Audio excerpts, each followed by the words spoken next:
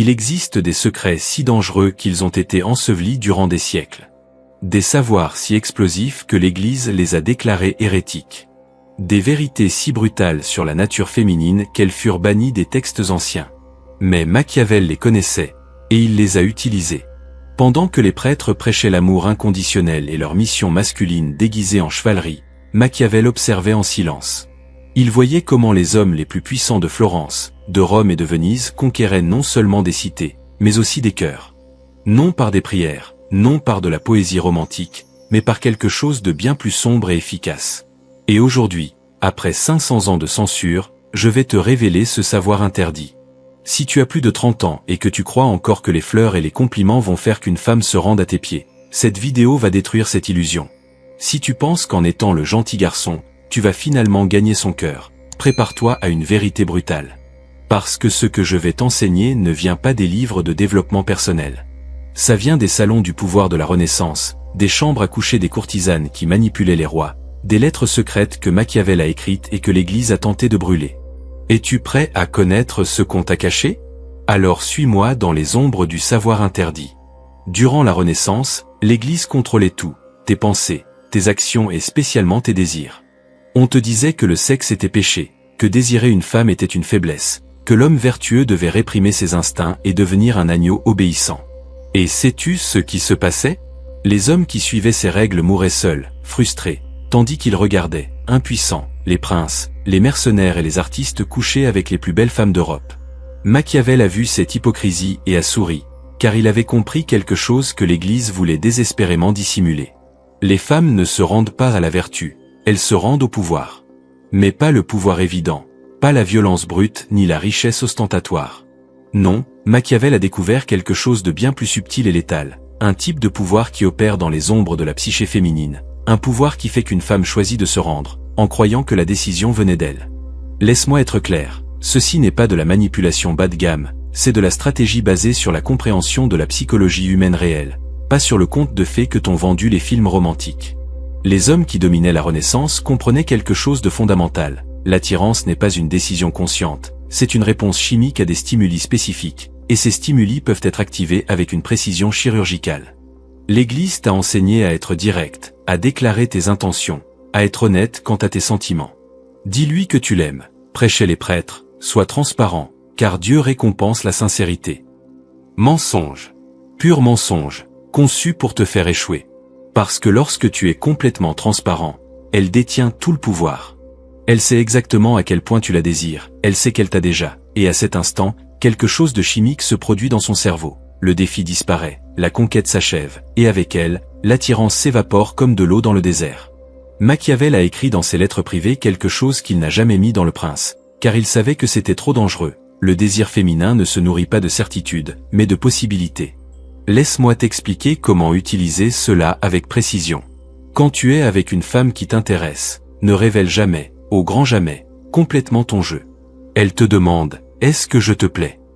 Tu ne réponds pas par un oui, tu me plais énormément. C'est un suicide stratégique. Tu souris légèrement, tu la regardes dans les yeux et tu dis, il y a quelque chose en toi qui m'intrigue. Je ne sais pas encore exactement quoi. Tu vois la différence? Dans la première réponse, le jeu est terminé. Dans la seconde, tu viens de planter une graine d'obsession dans son esprit. Maintenant, c'est elle qui va penser à toi. C'est elle qui va essayer de déchiffrer ce quelque chose. C'est elle qui va chercher ta validation. Tu viens d'inverser le pouvoir. Mais voici l'erreur que commettent 90% des hommes. Ils confondent l'ambiguïté avec la froideur. Ne sois pas l'idiot distant qui ne montre jamais d'intérêt. Ce n'est pas du mystère, c'est de la lâcheté émotionnelle. L'ambiguïté calculée signifie que tu alternes les signaux. Un jour, tu es chaleureux et attentif. Le lendemain, tu es occupé par ta mission. Un soir, tu la regardes comme si elle était la seule femme sur la planète. La semaine suivante, tu es complètement absorbé par ton projet. Ceci crée ce que les psychologues appellent le renforcement intermittent, le même principe qui rend les machines à souci addictives. Son cerveau ne sait jamais quand arrivera la prochaine récompense de ton attention. Alors, il reste accroché, la cherchant constamment. Les courtisans de la Renaissance maîtrisaient cela. César Borgia, le modèle du prince de Machiavel, ne révélait jamais complètement ses intentions. Les femmes de la cour devenaient obsédées en essayant de le déchiffrer, et pendant qu'elles investissaient de l'énergie mentale en lui, il conquérait des territoires, au sens propre comme au figuré. Les chevaliers médiévaux poursuivaient, suppliaient, s'agenouillaient devant les dames. L'Église applaudissait cette noblesse. Et qu'obtenaient ces chevaliers? D'être vus comme un divertissement, comme des bouffons émotionnels, pendant que les dames couchaient avec les mercenaires rudes qui les ignoraient.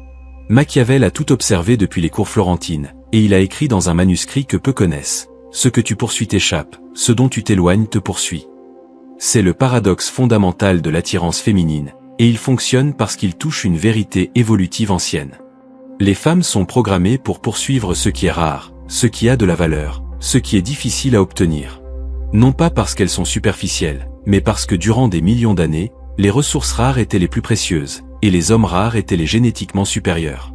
Un homme qui est toujours disponible signale inconsciemment qu'il n'a pas d'option, qu'il n'est pas occupé à bâtir des empires, que sa vie tourne autour d'elle. Et ça, mon ami, c'est répulsif à un niveau biologique. Alors, comment appliquer la retraite stratégique sans devenir un lâche qui fuit? Comme ceci, vous sortez ensemble. Les choses se passent bien. Il y a de l'alchimie. Elle s'attend à ce que tu intensifies, que tu fasses pression pour plus d'engagement, que tu envoies des messages toute la journée.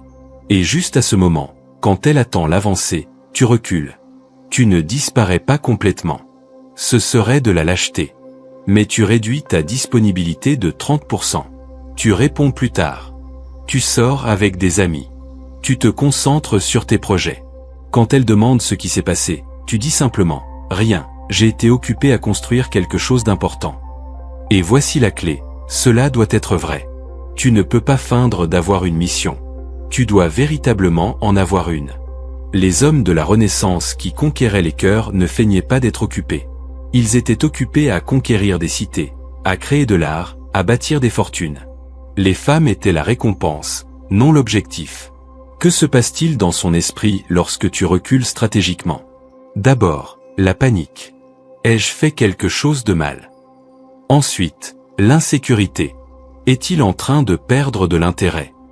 Et finalement, quelque chose de magnifique, l'effort. Soudain, c'est elle qui initie les conversations. C'est elle qui suggère des sorties. C'est elle qui cherche ton attention. Tu l'as poussée à poursuivre. Et ce qu'une femme poursuit, elle le valorise. Ce qu'on lui donne facilement, elle le méprise. Un exemple réel des cours italiennes. Il y avait un diplomate florentin que Machiavel a connu. Cet homme a conquis la maîtresse d'un duc non pas en la poursuivant, mais en étant le seul homme de la cour qui ne la poursuivait pas. Tandis que les autres nobles lui envoyaient des poèmes et des cadeaux, il la traitait avec une indifférence polie. Elle, habituée à l'adoration, fut déconcertée. Et cette perplexité se transforma en obsession. Au final, ce fut elle qui le séduisit. Mais attention, la retraite stratégique ne fonctionne que si tu as déjà établi ta valeur au préalable. Tu ne peux pas te retirer de quelqu'un qui ne t'a jamais voulu. C'est comme retirer un investissement que tu n'as jamais fait. Tu dois d'abord créer de l'attirance, démontrer de la valeur, générer de l'intérêt. Et ensuite, tu recules pour qu'elle poursuive ce qu'elle a déjà goûté et apprécié. Voici la partie que l'Église haïssait vraiment. La partie qu'il considérait comme de la sorcellerie émotionnelle. Pendant des siècles, la société a entraîné les femmes à réprimer leur nature sexuelle. À être des dames. À feindre l'innocence. À agir comme si le sexe était quelque chose qu'elles supportent par amour, pas quelque chose qu'elles désirent voracement. Mensonges. Tous des mensonges de contrôle social. Machiavel connaissait des courtisanes, des femmes qui avaient rejeté la farce morale et embrassé leur pouvoir sexuel. Et il a remarqué quelque chose de fascinant. Ces femmes ne se rendaient pas aux hommes timides et respectueux qui les traitaient comme des saintes. Elles se rendaient aux hommes qui reconnaissaient et éveillaient leurs fins cachées. Écoute ceci avec attention, car c'est de la dynamite à l'état pur. À l'intérieur de chaque femme respectable se trouve une créature sauvage enchaînée par les attentes sociales. Ton travail n'est pas d'être un autre geôlier qui renforce ses chaînes en la traitant comme une dame fragile. Ton travail est d'être la clé qui ouvre la cage. Mais le faire requiert de la finesse. Je ne parle pas d'être vulgaire ou explicite comme un adolescent écervelé. Je parle de créer un espace émotionnel sécurisant où elle peut explorer cette partie réprimée d'elle-même. Comment? Premièrement, en détruisant le cadre de gentille fille contre mauvaise fille. Quand tu es avec elle, ne juge jamais la sexualité féminine.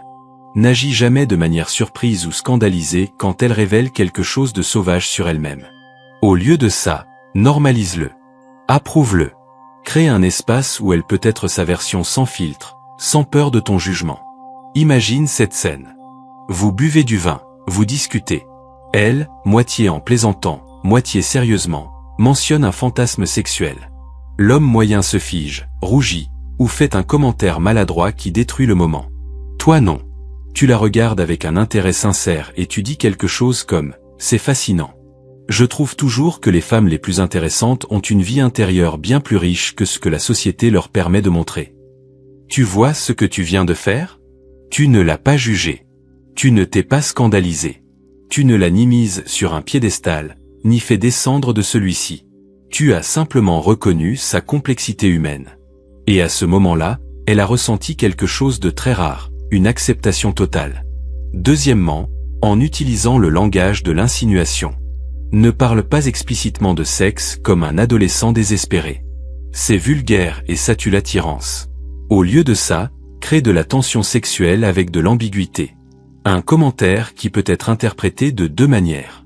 Un regard qui dure une seconde de plus que la norme. Un contact accidentel dont vous savez tous les deux qu'il n'était pas accidentel. Exemple concret. Elle te parle d'un massage qu'elle a reçu. L'homme moyen dirait quelque chose de générique comme « Super, j'en ai besoin d'un aussi ». Ennuyeux. Toi, au contraire, tu la regardes droit dans les yeux et tu dis « Il y a quelque chose d'incroyablement vulnérable à laisser quelqu'un toucher ton corps avec intention. Ça demande de la confiance. » Pause. Toi, tu fais confiance facilement. Tu viens de transformer une conversation banale sur les massages en une conversation chargée sexuellement, sans mentionner le mot sexe une seule fois. Maintenant, vous pensez tous les deux au toucher, à la confiance, à la vulnérabilité. La tension vient de se multiplier par 10. Les maîtres de la Renaissance appelaient cela la danse des voiles. Tu ne révèles jamais complètement, mais chaque mouvement suggère ce qui se trouve en dessous. Chaque mot a un double sens. Chaque regard est une promesse sans parole. Tu es en train de créer un monde secret entre vous deux. Un monde où les règles sociales ne s'appliquent pas. Où elle peut être qui elle est vraiment sans conséquence. Et quand tu réussis cela, quand elle sent qu'avec toi, elle peut libérer cette partie réprimée d'elle-même, sans être jugée ni rejetée, quelque chose de chimique explose dans son cerveau. Ocytocine. Dopamine. Addiction. Elle ne te désire pas seulement, elle a besoin de toi. Parce que tu es le seul homme qui la fait se sentir complète, qui voit toutes ses facettes et ne s'enfuit pas, effrayé. C'est ça, la véritable reddition, pas physique, psychologique. Les hommes faibles traitent toutes les femmes de la même manière. Ils ont une formule, fleurs, dîner, compliments génériques. C'est comme utiliser le même discours politique dans chaque ville sans tenir compte de ce que chaque audience veut vraiment entendre. Machiavel enseignait aux diplomates florentins, étudie ta cible. Découvre ce qui la motive. Et présente-toi comme la personnification de ce désir. Avec les femmes, c'est identique. Chaque femme a un vide émotionnel unique. Un besoin non satisfait. Un fantasme secret sur qui elle veut être et comment elle veut vivre. Certaines femmes ont été élevées dans des environnements chaotiques et aspirent à la stabilité. D'autres ont grandi dans des cages dorées et aspirent à l'aventure. Certaines ont été dominées toute leur vie et cherchent la liberté. D'autres ont eu trop de liberté et aspirent secrètement à la structure, à la direction, voire à être dominées par quelqu'un de plus fort. Ton travail est simple, mais requiert de l'intelligence sociale. Observe. Écoute vraiment. Déduis ce qu'elle recherche au-delà de ces mots superficiels. Comment identifier son besoin profond? Prête attention à ce qu'elle critique. Si elle se plaint toujours des hommes instables, elle aspire à la stabilité. Si elle critique les hommes ennuyeux et prévisibles, elle aspire à l'aventure et à la passion. Si elle parle constamment de liberté et d'indépendance, elle a probablement eu une enfance contrôlante et cherche un espace pour respirer. Mais voici la partie qui exige de la maîtrise.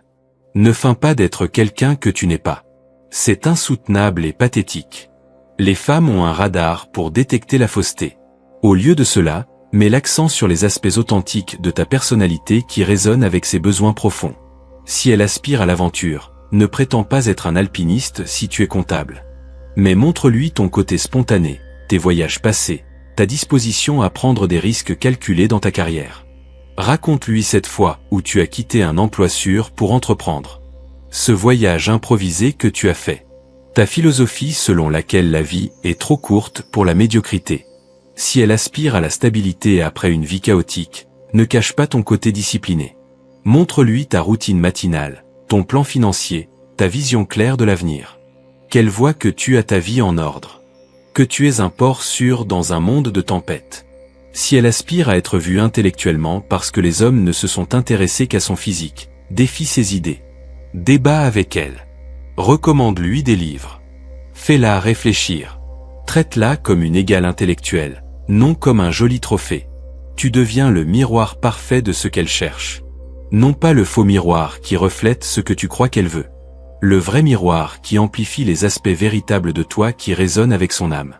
Les grands séducteurs de la Renaissance étaient des caméléons psychologiques. Non pas parce qu'ils étaient faux, mais parce qu'ils étaient multifacettes et savaient quelle facette montrer à chaque personne.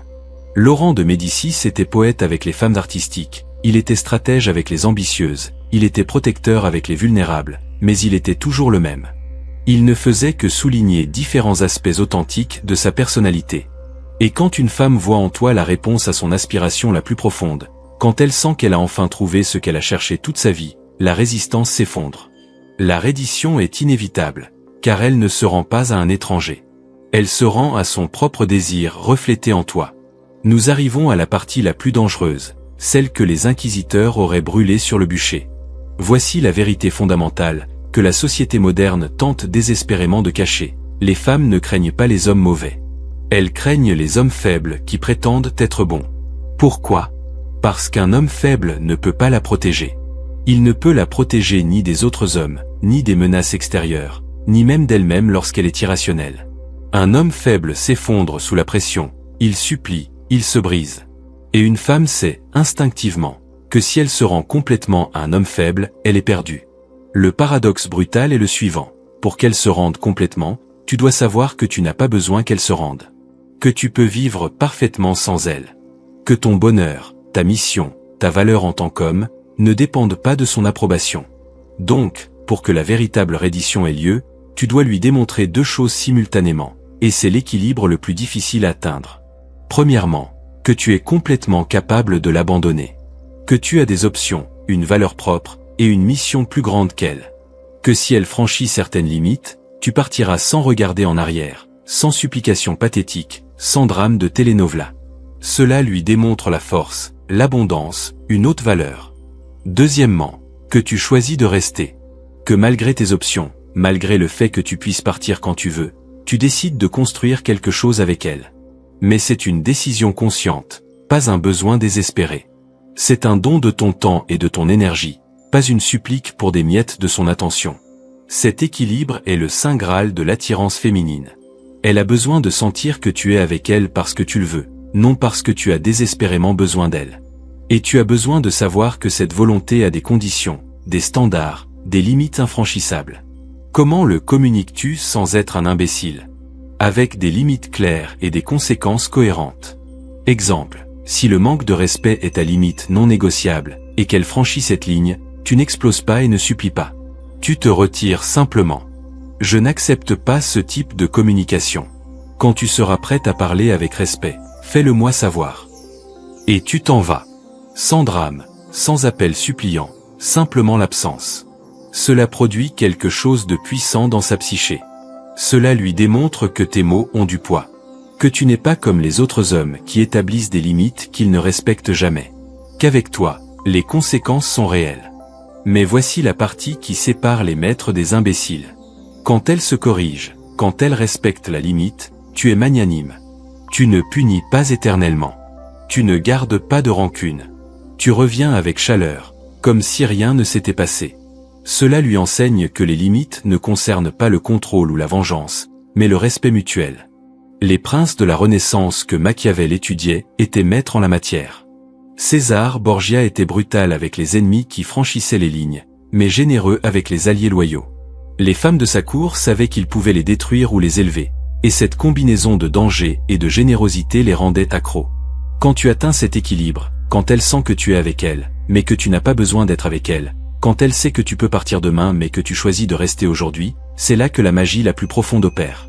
Elle baisse les armes, abandonne ses défenses, arrête de tester, de manipuler, de contrôler, et elle se rend complètement, parce qu'elle a enfin trouvé ce que chaque femme recherche inconsciemment. Un homme qui ne peut être ni contrôlé ni manipulé, mais qui choisit librement de partager son pouvoir avec elle. Un homme qui est son égal, pas son sujet. Un homme devant qui elle peut être vulnérable parce qu'elle sait qu'il n'exploitera pas cette vulnérabilité. Un homme assez fort pour partir, mais assez sage pour rester. Voilà ce que l'Église voulait interdire. Non pas parce que c'est mal ou immoral, mais parce que les hommes dotés de ce savoir ne sont pas contrôlables. Ils n'obéissent pas aveuglément, ne se contentent pas de miettes, n'acceptent pas d'être des citoyens de seconde zone dans leurs propres relations. Ils exigent le respect, créent leurs propres règles, vivent selon leurs propres codes. Et les femmes, malgré toute la programmation sociale, malgré tous les discours féministes, malgré tout ce qu'elles disent consciemment vouloir, se rendent à ces hommes. Elles l'ont toujours fait, elles le feront toujours. Parce que ces vérités ne sont pas écrites dans les livres de l'Église ou dans les scénarios d'Hollywood. Elles sont écrites dans des millions d'années d'évolution, dans l'ADN, dans les instincts qu'aucune quantité d'ingénierie sociale ne peut effacer. Machiavel le savait, les princes de la Renaissance le savaient, les hommes qui écrivaient l'histoire pendant que d'autres la lisaient le savaient. Et maintenant, toi aussi, tu le sais. Mais le savoir sans l'action n'est qu'un divertissement. C'est de la masturbation intellectuelle. C'est l'illusion de l'amélioration, sans l'inconfort du changement réel. Alors, laisse-moi te donner la dernière étape, la seule qui compte.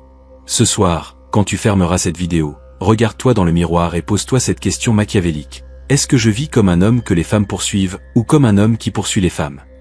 Si c'est la seconde option, tu sais maintenant ce qu'il faut changer. Tu sais quelles armes utiliser. Tu sais que le pouvoir dans les relations ne se mendie pas. Il se conquiert avec une intelligence stratégique et une présence masculine authentique. Arrête d'envoyer des messages de bonjour en espérant qu'elle te valorise enfin. Arrête d'être disponible 24h24, 7j7 comme un chien attendant des miettes. Arrête de confesser tes sentiments en espérant que ça la fasse fondre. Arrête d'être prévisible, sûr, domestiqué. Deviens l'homme rare. L'homme avec une mission. L'homme qui n'a pas besoin, mais qui choisit. L'homme qui voit toutes les facettes d'elle s'enfuir. L'homme qui établit des limites et les respecte. Deviens l'homme devant qui elle se rend. Non pas parce que tu l'as manipulée, mais parce qu'elle a enfin trouvé ce que sa biologie et sa psychologie recherchent depuis qu'elle est une petite fille rêvant de prince. Un homme réel. Pas le prince charmant de Disney. Un prince de la Renaissance. Dangereux, intelligent, puissant, mais qui choisit d'utiliser ce pouvoir pour construire, non pour détruire. L'Église a tenté de dissimuler ce savoir car les hommes puissants sont difficiles à contrôler. Mais nous ne sommes plus au XVIe siècle. Il n'y a plus d'inquisition pour te punir de connaître la vérité. Il n'y a qu'une seule question, vas-tu utiliser ce savoir ou vas-tu redevenir l'homme prévisible, transparent, nécessiteux, qui finit seul en se demandant pourquoi les femmes ne le valorisent pas? Le choix, comme toujours dans la philosophie de Machiavel, est tien. Je ne fais qu'allumer la torche dans l'obscurité. C'est à toi de décider si tu entres dans la grotte du savoir interdit ou si tu restes dehors à trembler de peur morale, te consolant avec des mensonges réconfortants sur l'amour inconditionnel et les âmes sœurs. On se voit dans la prochaine vidéo, si tant est que tu aies le courage de revenir. Car les prochaines vérités sont encore plus sombres. Nous allons parler de la manière dont les maîtres de la Renaissance utilisaient la jalousie stratégiquement. Comment ils transformaient la compétition féminine en leur allié. Comment ils faisaient en sorte que plusieurs femmes rivalisent pour eux sans paraître manipulateurs. Et tous les hommes ne sont pas préparés pour ce niveau de jeu. La question est, l'es-tu ?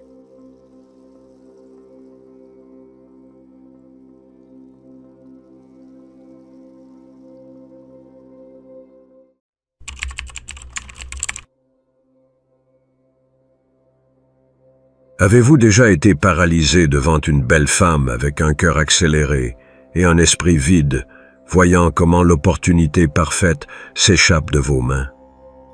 La scène se répète toujours. Elle passe, vous doutez. Et puis, vous vous détestez de n'avoir rien fait.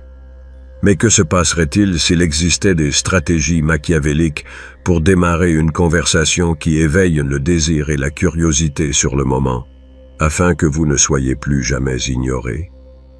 Cette vidéo révèle le code secret des hommes magnétiques, ceux qui donnent envie aux femmes d'entendre ce qu'ils ont à dire avant même de prononcer un seul mot.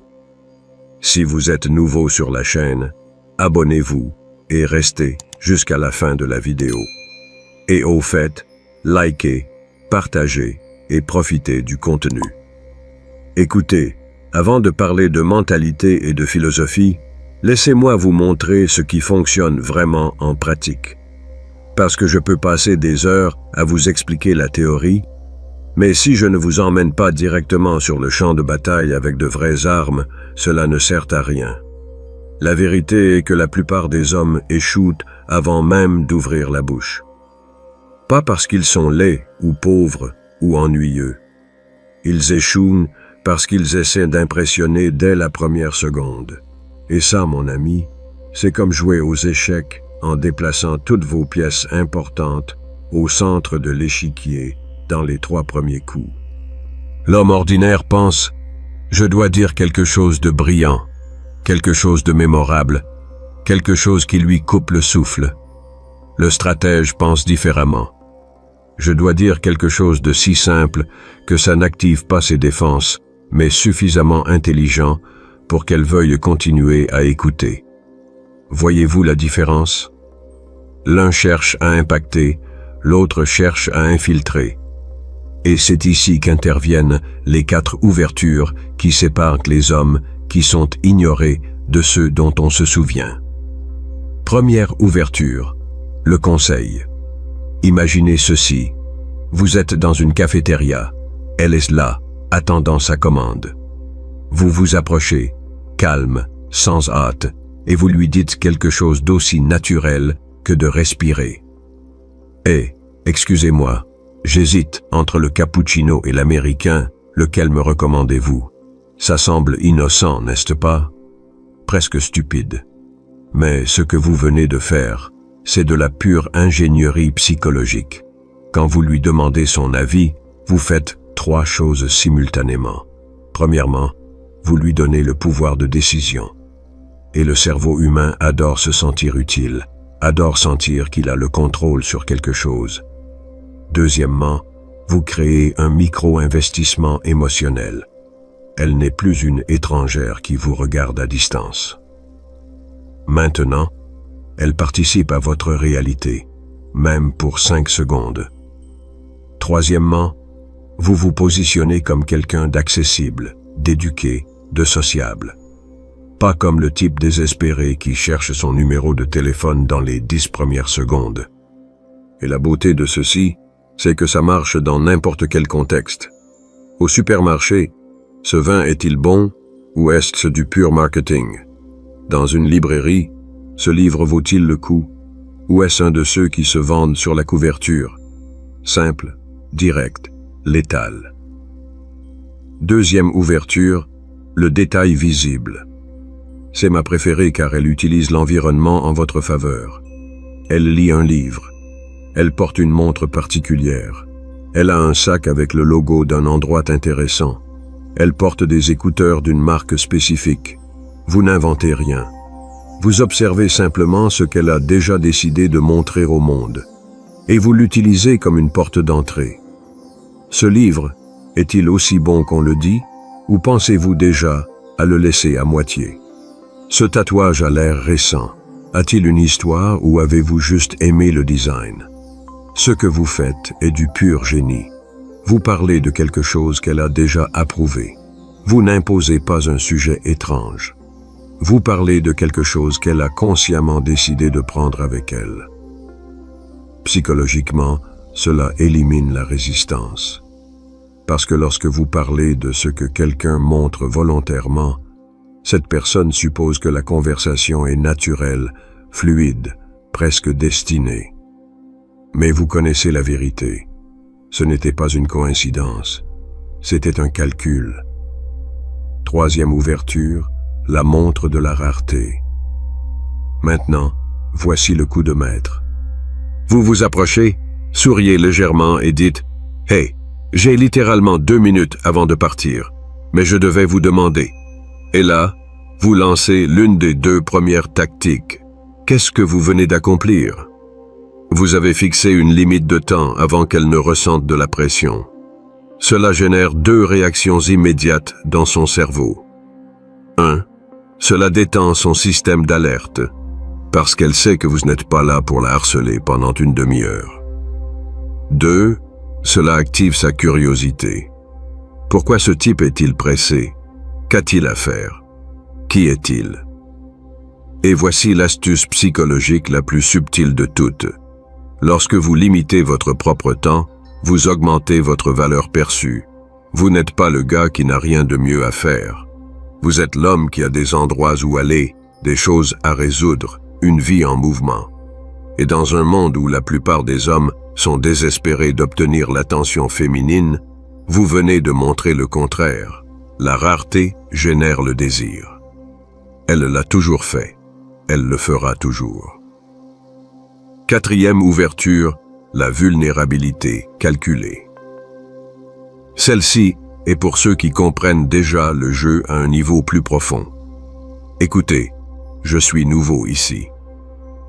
Me donneriez-vous une recommandation rapide sur ce qu'il faut faire ou où aller? Vulnérabilité contrôlée. C'est ce que vous venez de déployer. Et oui, cela peut sembler contradictoire. Après tout, ce dont nous avons parlé sur le contrôle et la stratégie. Mais voici la clé. La vulnérabilité ne fonctionne que lorsqu'elle vient après avoir établi l'autorité. Machiavel l'avait parfaitement compris. Dans Le Prince, il ne parlait pas d'être faible ou d'être un tyran impitoyable. Il parlait d'être stratégique à chaque mouvement, de savoir quand montrer de la force et quand montrer de l'humanité. Lorsque vous admettez une petite incertitude, après avoir démontré de la sécurité dans votre posture, votre langage corporel et votre ton de voix, ce que vous obtenez n'est pas de la faiblesse, c'est du magnétisme. Parce que les gens ne sont pas attirés par la perfection robotique. Ils sont attirés par l'authenticité qui sait quand se montrer. Elles voient un homme qui n'a pas peur d'admettre qu'il ne sait pas tout, mais qui ne demande pas non plus à être sauvé. Il est juste réel. Et ça, dans un monde plein de façades, c'est d'une attractivité dévastatrice. Ces 4 ouvertures sont votre arsenal de base. Vous n'avez pas besoin de plus. Vous n'avez pas besoin de phrases élaborées ou de discours préparés.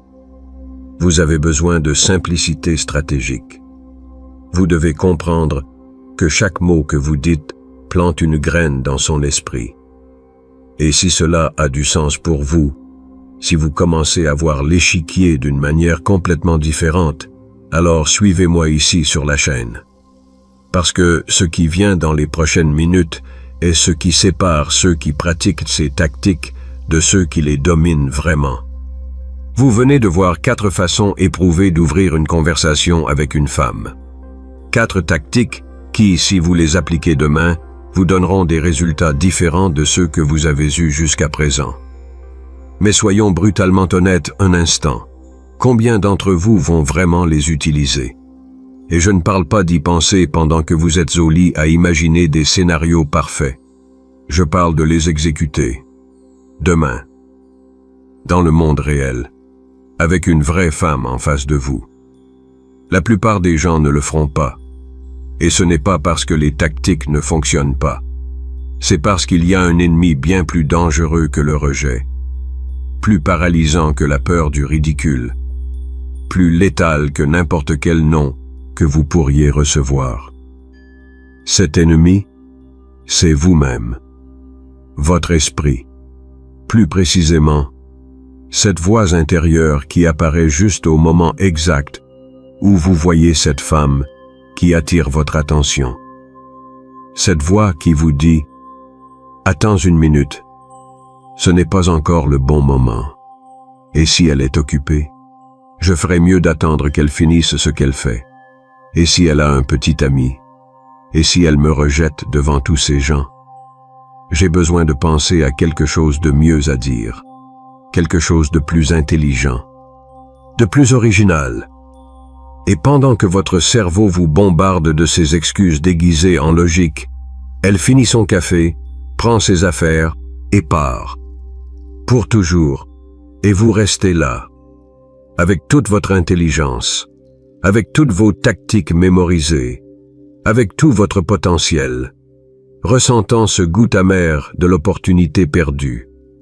Savez-vous quelle est la différence fondamentale entre l'homme qui est ignoré et l'homme qui génère de l'attraction? Ce n'est pas le physique, ce n'est pas l'argent, ce n'est même pas ce qu'il dit. C'est ceci. L'homme qui gagne est celui qui agit avant que son esprit n'ait le temps de le saboter. J'appelle ça le commandement des jambes. Parce que votre cerveau peut être en panique.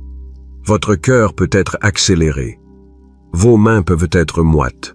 Mais si vos jambes bougent déjà vers elles, le reste du système nerveux n'a d'autre choix que de suivre le rythme. L'action précède la confiance, pas l'inverse. Ce n'est pas de la philosophie de motivation bon marché, c'est de la neuroscience de base. Lorsque vous agissez physiquement, lorsque vous déplacez votre corps vers un objectif spécifique, votre cerveau interprète cette action comme un signe que vous avez déjà pris une décision. Et lorsque votre cerveau croit que vous avez déjà décidé, il commence à travailler pour vous au lieu de contre vous. Il génère les hormones nécessaires. Il ajuste votre posture. Il module votre voix. Il vous met en mode exécution. Mais si vous restez là, à analyser, à calculer le moment parfait, votre cerveau fait exactement le contraire. Il interprète votre immobilité comme de la peur. Et quand il détecte la peur, il active tous les mécanismes de protection. Il vous remplit d'adrénaline négative. Il accélère votre pensée jusqu'à ce que vous ne puissiez plus vous concentrer. Il vous paralyse. C'est un cercle vicieux. Et la seule façon de le briser est par le mouvement. Laissez-moi vous donner un exemple réel. Je connais un gars. Appelons-le Xavier, 42 ans, divorcé, ingénieur, intelligent comme peu. Il pouvait parler de n'importe quel sujet pendant des heures. Il lisait des livres de psychologie, de séduction. Il regardait des vidéos comme celle-ci. Il connaissait plus de théories que la plupart des soi-disant experts. Mais en pratique, Xavier était invisible pour les femmes. Un jour, je l'ai emmené dans un café. Nous avons vu entrer une femme incroyable, élégante, sûre d'elle, avec ce genre de présence qui fait que tout le monde se retourne pour la regarder. Xavier me dit, « Cette femme est exactement mon type. » Je dis, « Parfait. Va utiliser la tactique du conseil. Demande-lui à propos du menu. » Et c'est là que le spectacle a commencé. « Non, attends, laisse-moi voir d'abord si elle attend quelqu'un. 5 minutes passent, et si elle est de mauvaise humeur, je ne veux pas la déranger. 5 autres minutes passent. Tu sais quoi? Je ferai mieux de lui parler quand elle sortira. C'est là que le contexte est plus naturel. Et quand elle s'est finalement levée, elle était déjà partie. Xavier avait tous les outils, mais il lui manquait la seule chose qui compte vraiment, la capacité d'agir pendant que son esprit est encore dans le doute. Parce que voici la vérité que personne ne veut admettre. Vous ne vous sentirez jamais complètement prêt. Il n'y aura jamais de moment parfait. Il y aura toujours une excuse rationnelle pour reporter l'action. Le stratège n'attend pas de se sentir confiant. Il agit et la confiance apparaît en chemin. Le stratège ne cherche pas le moment parfait. Il crée le moment par sa décision. Et cela va bien au-delà de parler aux femmes. Cela s'applique à chaque domaine de votre vie où la peur déguisée en prudence vous vole des opportunités. Cette entreprise que vous voulez démarrer, mais ce n'est toujours pas le bon moment. Cette conversation difficile que vous devez avoir, mais mieux vaut attendre que les choses se calment. Ce changement de vie que vous savez devoir faire, mais d'abord, je dois être plus préparé. La préparation infinie est l'excuse favorite de ceux qui n'accomplissent jamais rien. Machiavel l'a compris lorsqu'il a écrit sur les princes qui ont perdu leur royaume, non pas par manque d'intelligence, mais par excès de prudence. ceux qui analysaient tellement chaque mouvement qu'ils finissaient par ne rien bouger du tout. Et pendant qu'ils doutaient, d'autres agissaient et prenaient ce qui aurait pu être à eux. L'hésitation n'est pas de la prudence, c'est de la lâcheté déguisée en sagesse. Et dans le jeu de la séduction, chaque seconde où vous doutez est un territoire que vous cédez à un autre homme qui, lui, a le courage d'agir. Alors, laissez-moi vous demander quelque chose directement. Combien d'opportunités avez-vous perdues le mois dernier en attendant le moment parfait?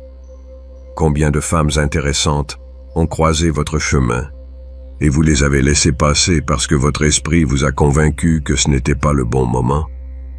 Combien de fois vous êtes-vous détesté de n'avoir rien fait? Si la réponse vous fait mal, c'est bien, parce que cette douleur est le seul véritable carburant pour le changement. Vous pouvez connaître toutes les tactiques du monde.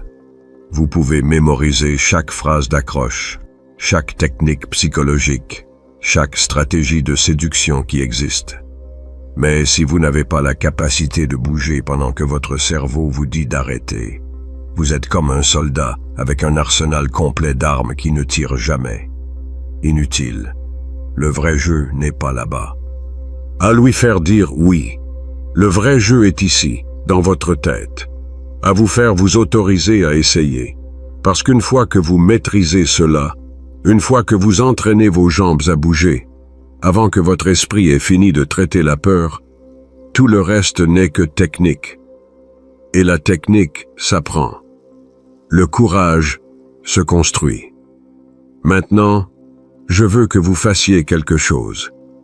Dans les commentaires, laissez un conseil que vous donneriez à un autre homme qui traverse cette même lutte.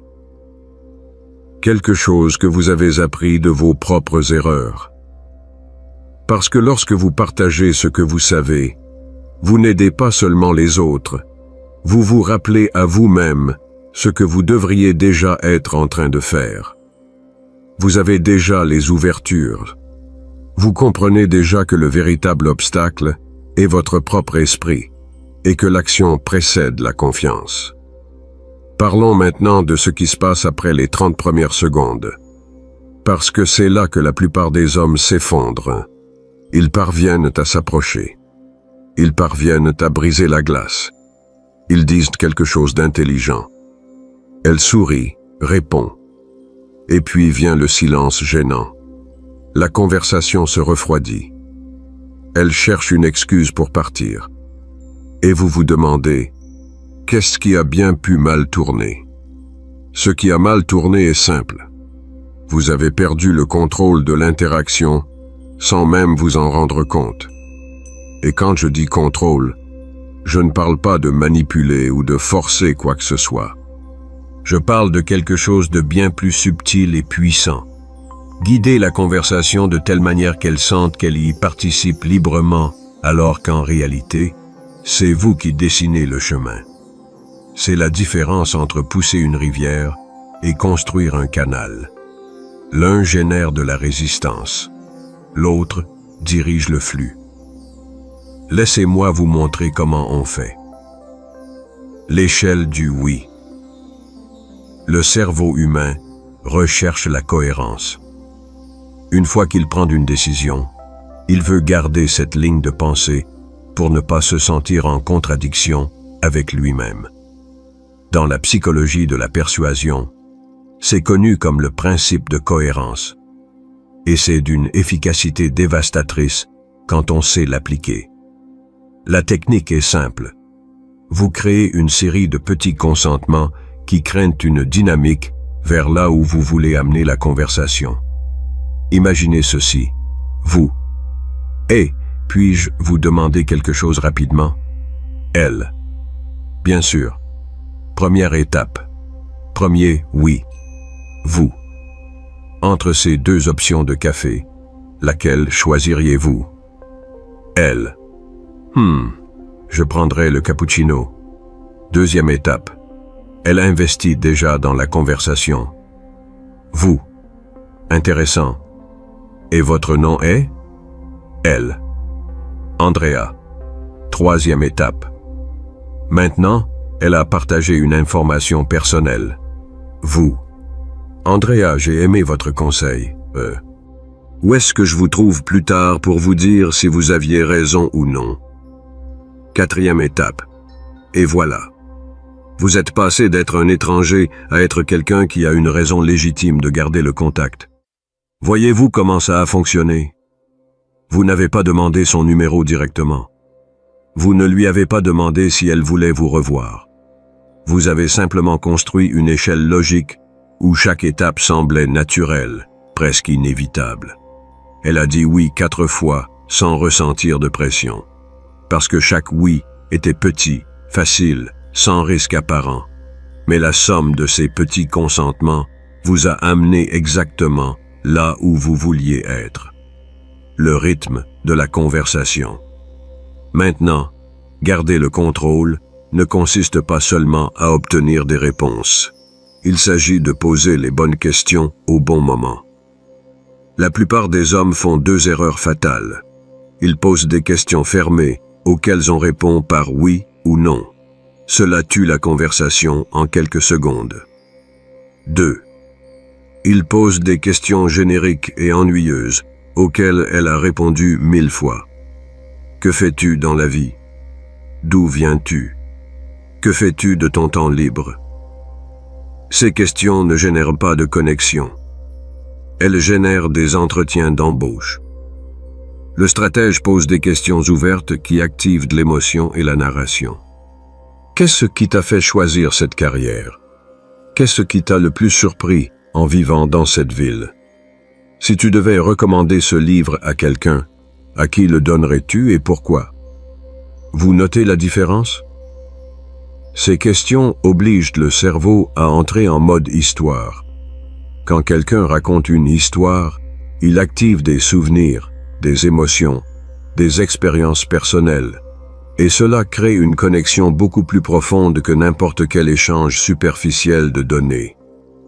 Mais voici le vrai pouvoir.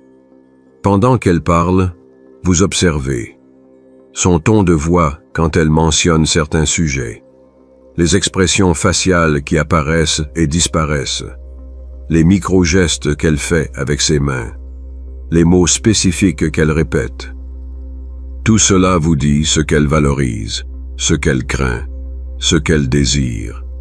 Et quand vous avez cette information, vous pouvez ajuster votre conversation comme quelqu'un qui accorde un instrument. À ce moment, vous savez quels sujets approfondir, lesquels éviter, quand ajouter de l'humour, quand devenir sérieux.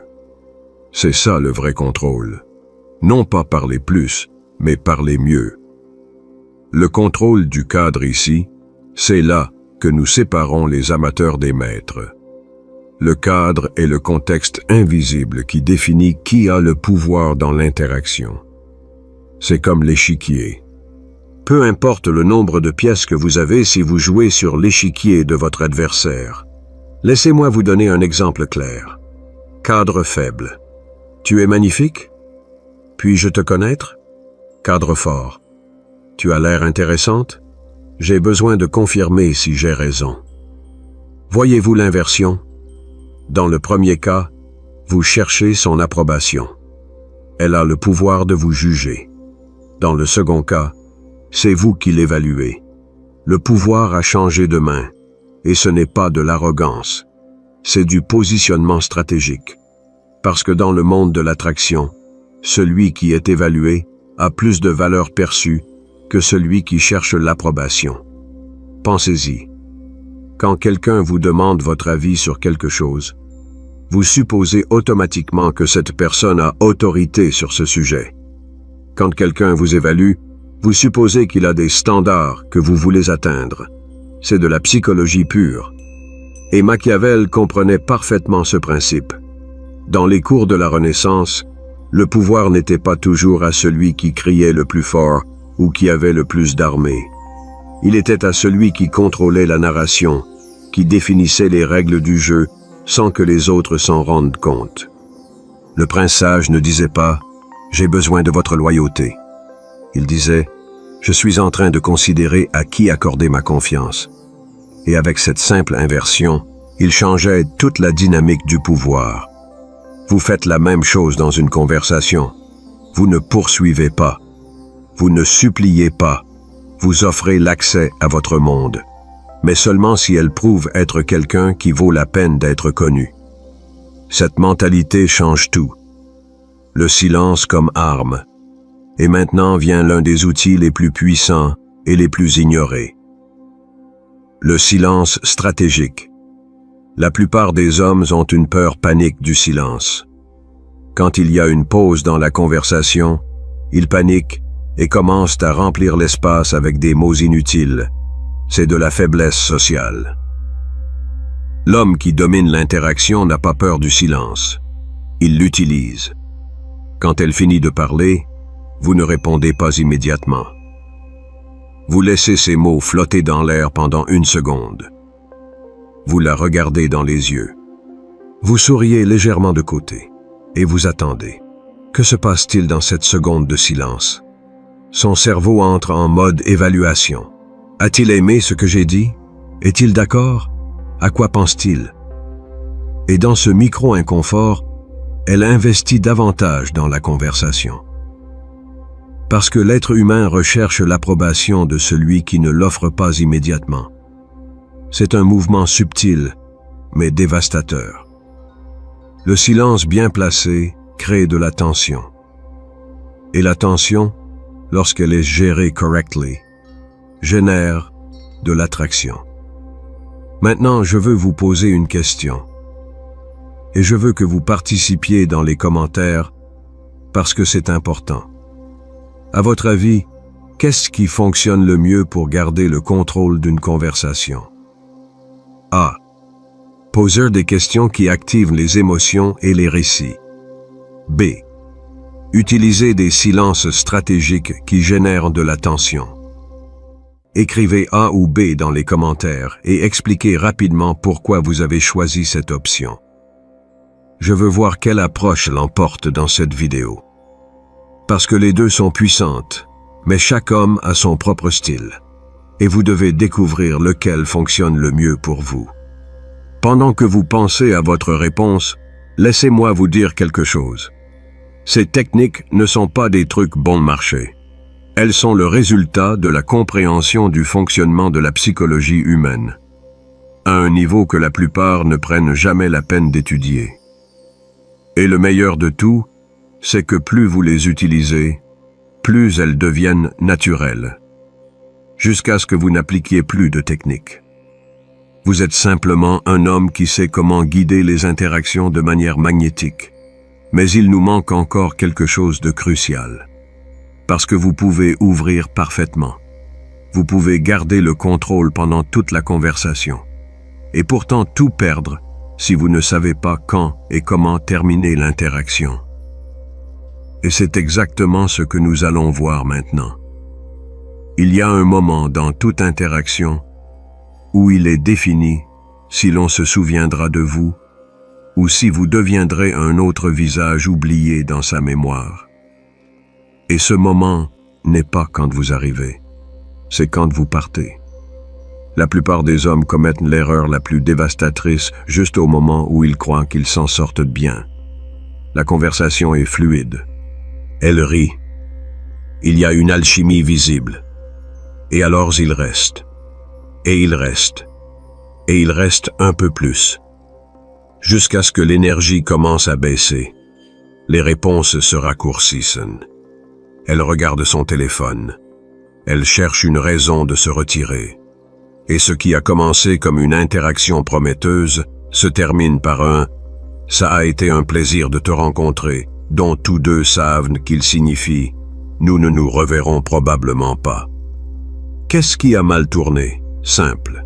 Il a permis à la conversation d'atteindre sa mort naturelle. Et c'est une erreur de stratège amateur. Parce que l'attraction ne se construit pas dans les moments plats. Elle se construit sur les pics. Et votre travail n'est pas d'étirer la conversation jusqu'à ce qu'il n'y ait plus rien à dire. Votre travail est de la terminer exactement quand elle est à son point culminant.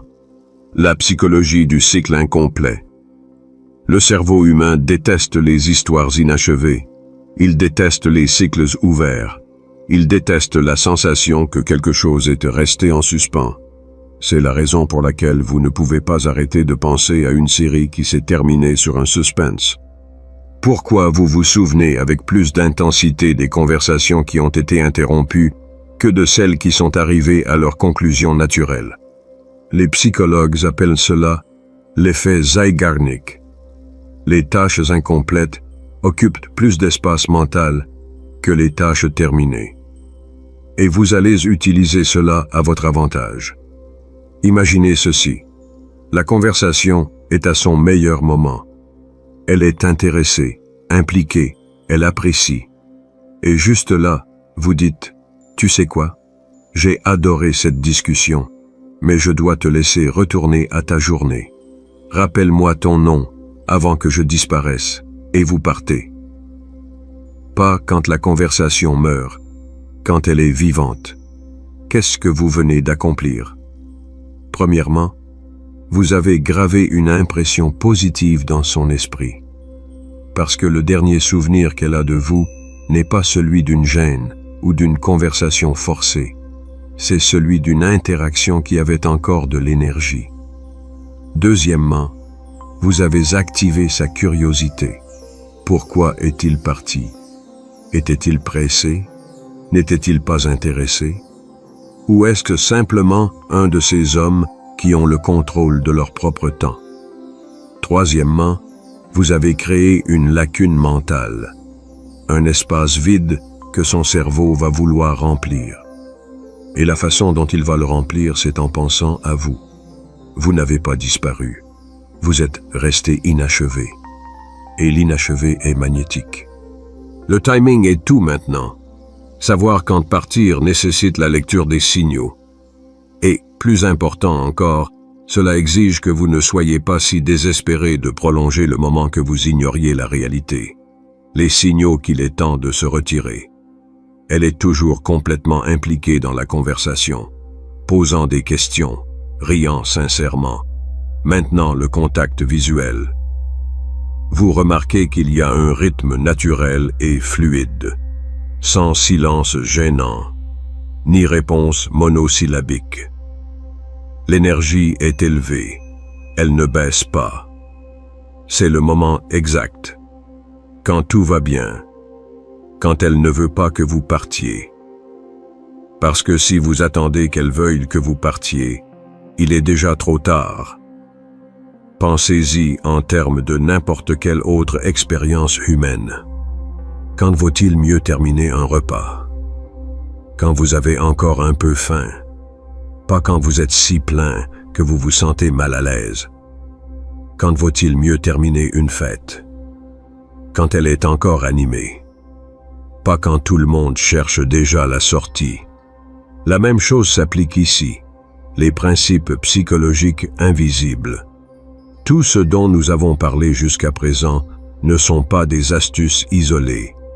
Ce sont des applications conscientes de principes psychologiques qui fonctionnent parce qu'ils touchent quelque chose de profond dans la nature humaine.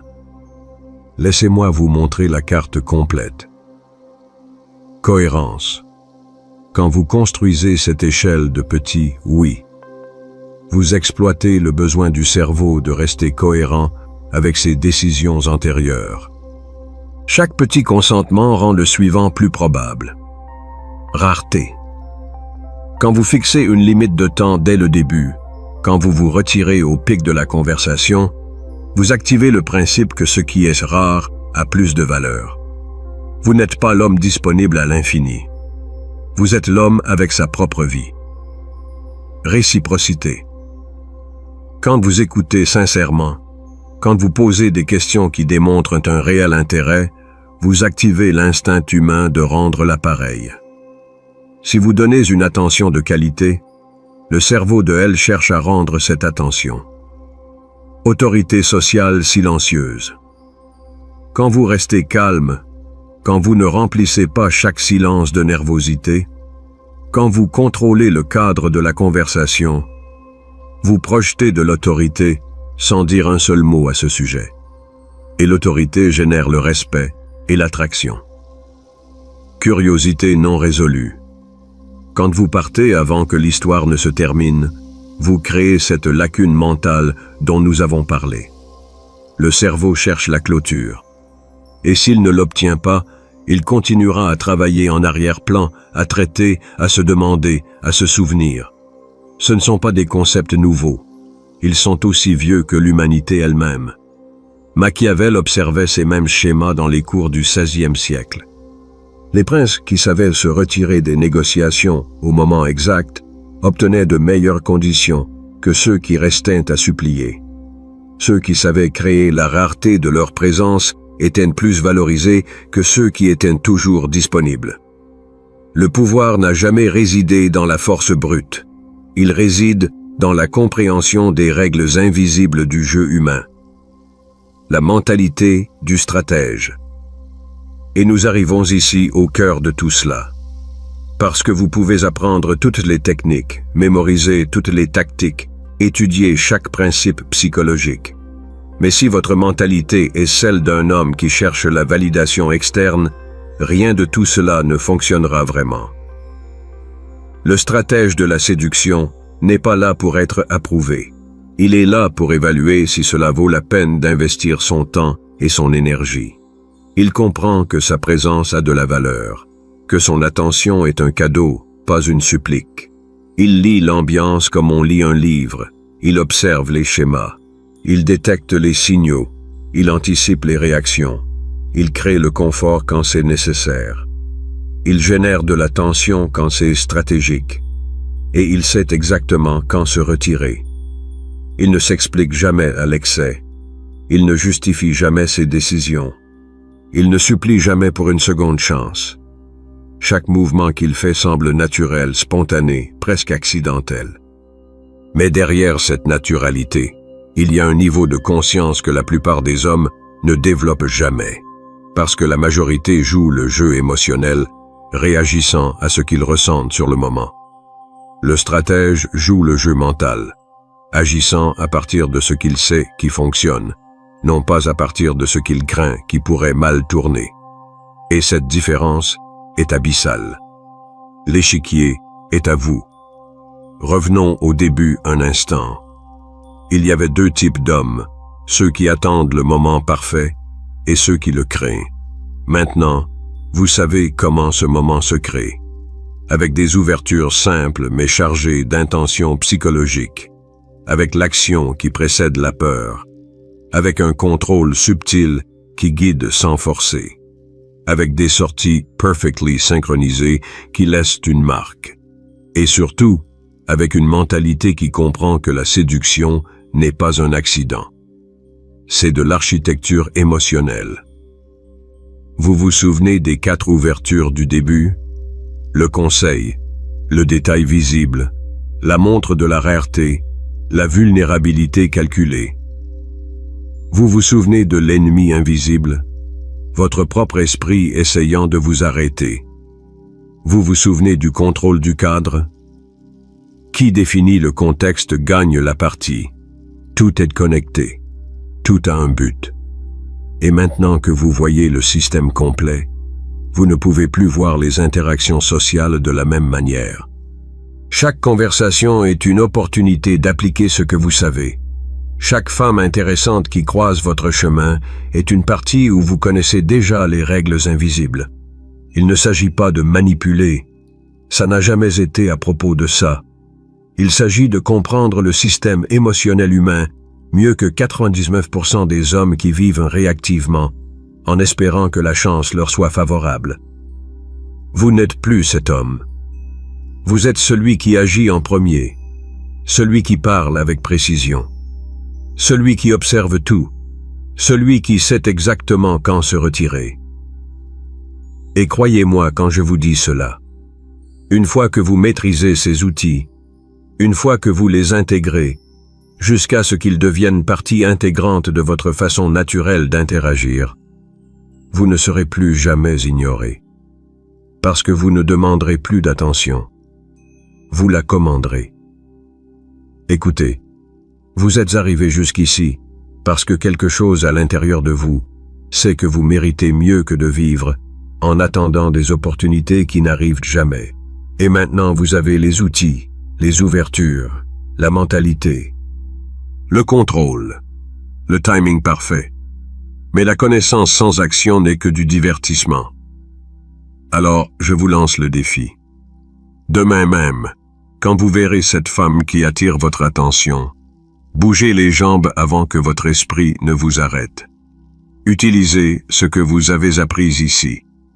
Et après, revenez dans les commentaires et laissez-nous un conseil qui puisse aider d'autres hommes dans cette même bataille. Quelque chose que vous avez appris à la dure. Si cette vidéo vous a ouvert les yeux, abonnez-vous à la chaîne. Ici, nous continuons à décortiquer le jeu invisible de la séduction. On se voit au prochain.